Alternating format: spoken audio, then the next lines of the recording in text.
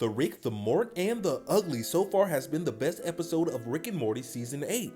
Any episode involving a spaghetti western theme, an angry Rick, and a disillusioned Morty is gonna equal a good time. The thing I just truly loved about this episode was it was playing with the idea that just because you weren't directly involved in that truly evil thing does not mean you do not bear any responsibility. That's what we see with our non-main Rick.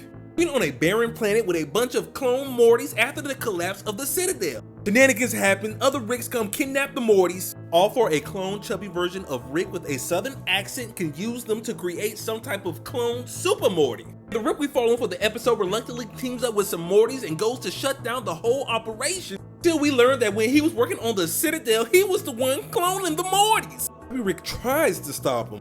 Our Rick for the episode shuts everything down and stops them from rebuilding the Citadel. I love that even though Rick would never admit this, Rick would never in a million years admit this, but I can tell this version of Rick understood what he had done was wrong. He shouldn't have been cloning and abusing Mortys. Even though he was a Rick, he went out of his way to make amends for all the pain he had inflicted on those Mortys, by doing the only thing he could do. Annihilating a bunch of Ricks. Did that solve the problem forever? No. Will there be other Ricks who are crazier and eviler? Yes. If this Rick can have a conscience, there's gotta be others. We've seen it throughout the series. There are some Ricks that do genuinely enjoy their Morty and their family. What do y'all think? Was this the best episode of this season, or am I just a Rick sympathizer? I'm not even sure. Let me go back and watch.